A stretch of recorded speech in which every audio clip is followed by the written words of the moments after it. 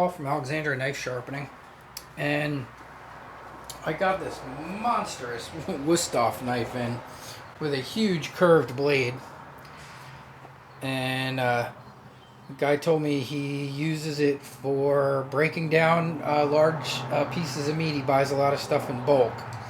So, but I figured this would be a good one to show because a lot of people get really concerned with big curved blades in Tormek, and I'm going to show you how I do it. So what I do when I'm dealing with a big curved blade like this, I take an imaginary line from the tip to the heel, and if there was a line there and I brought that back to the jig, I'm going to try and get this jig, whichever jig I'm using the long knife jig, which I don't usually pull out, but for this one it's so big, and I try and get that as close to what that imaginary line would be between those two.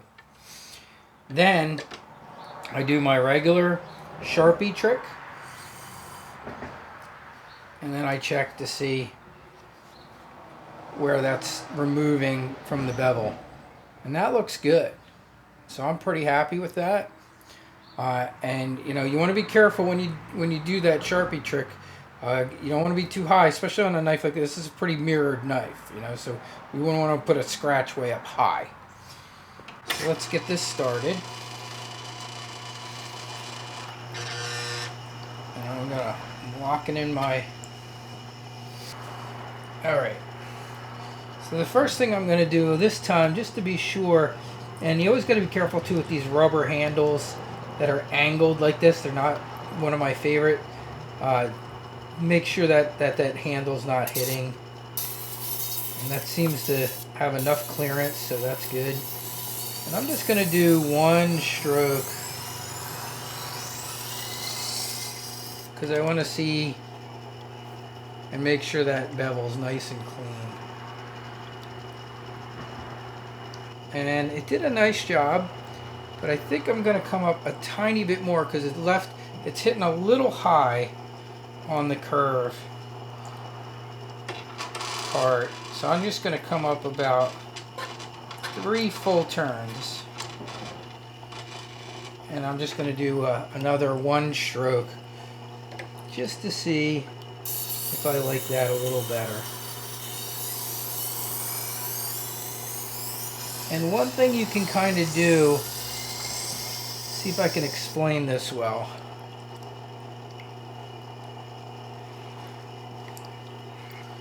So one thing I try and do when I'm dealing with a very curved knife is when I'm getting down, let's see if I can explain this well. I always try and keep the same line. So if there was an imaginary line where this knife is hitting, I want to keep as much of that blade as close to that line as possible. So even when I get into the curve, now it's not entirely possible to keep it perfectly in the curve, but I try and get it as close to it as possible. So if that means like even coming up a little bit higher in my turn, I'm going to do that. You know, but I'm going to try and keep this knife having as close to perfectly even bevels as possible.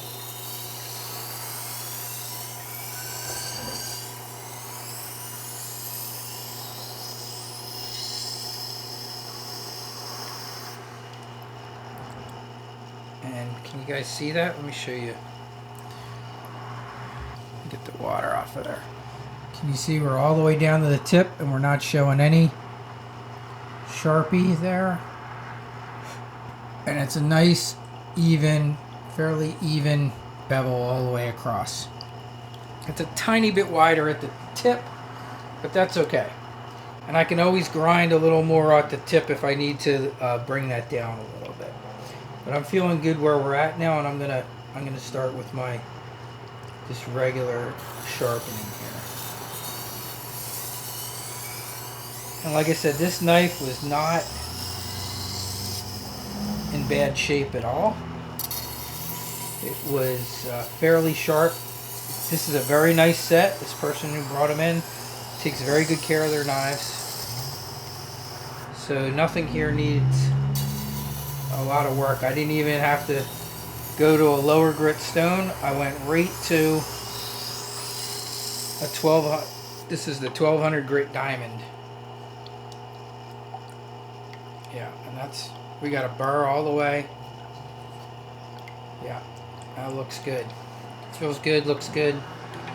All right, so let's do the other side. And I'm going to show you another trick too.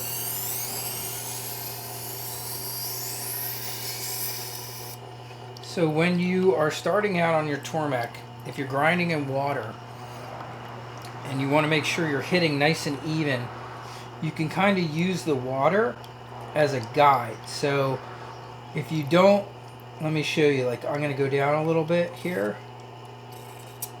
You see the water touching down there at the end first.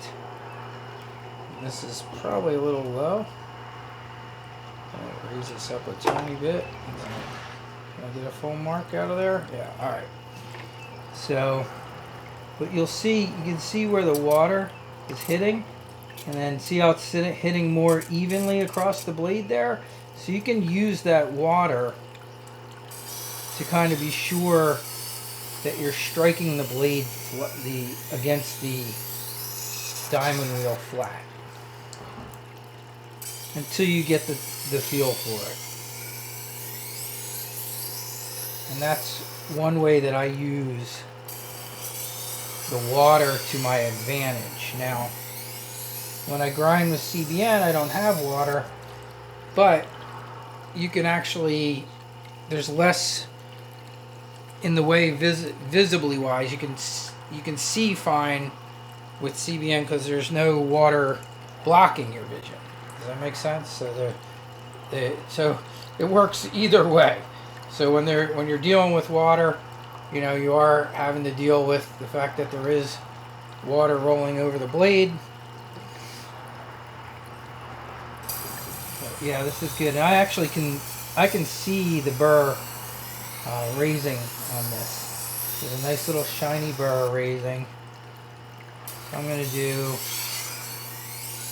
3 quicker passes this time. I'm going to do 3 more on the other side. And then I'm going to hone it and check it. Yeah, that looks good.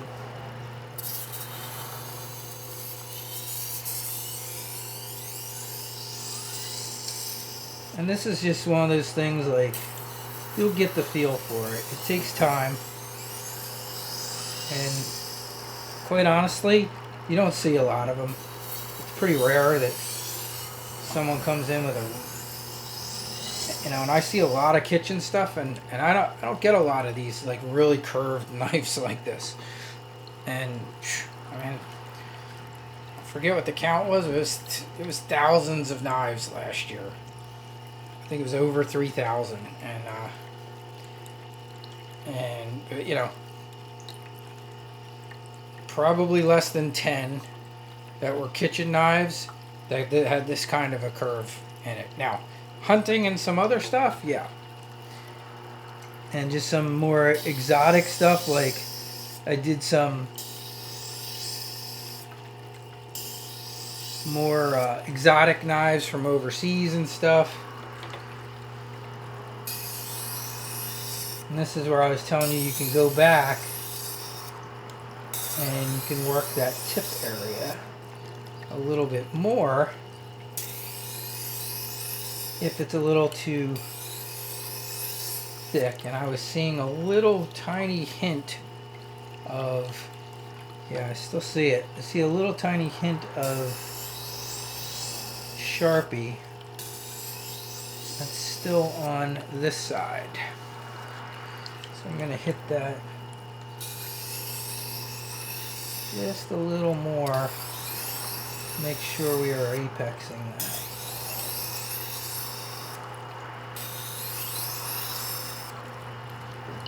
That looks good on this side.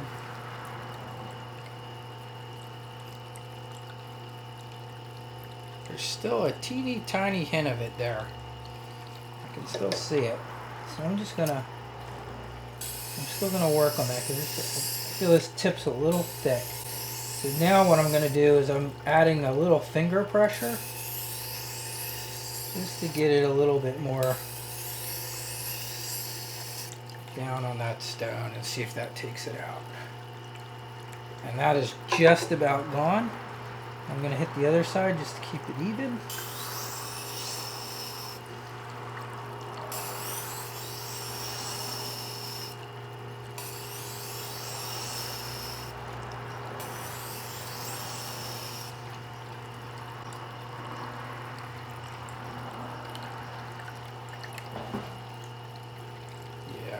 It looks great.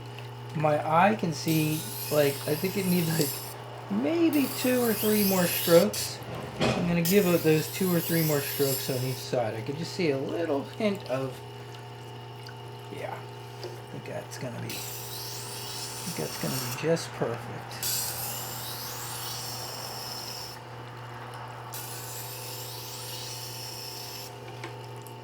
All right, feeling pretty good about that. So this came from Cliff Curry at Curry's Custom Cutlery, and I love this thing.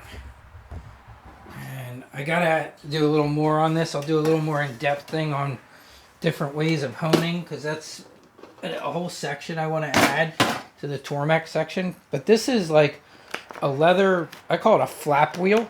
So it's a round leather wheel, but each section are individual little flaps. And which is nice because it lets a lot of air in and keeps things cool. But I find it does a really awesome job at honing, stropping, whatever you want to call it.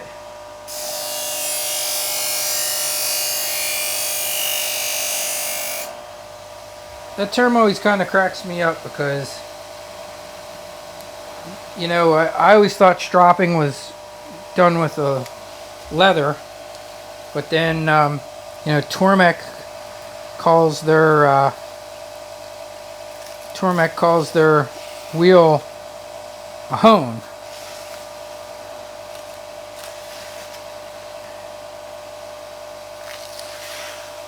Yeah, it's cutting nicely. And so that's always thrown me, like, I kind of feel the terms get just thrown around. I always thought, originally I thought honing was done with metal, and stropping was done with leather, but I quite often see the two used interchangeably. So if someone knows exactly what is 100% correct there, yeah, so that's push cutting beautifully all the way down to the tip. All right, and that's it for the large curved Wüsthof blade. Hopefully that helps everyone out there. If they had any questions about how do I put this thing in the jig and how do I sharpen it, and we'll be moving on. So everybody have a great day.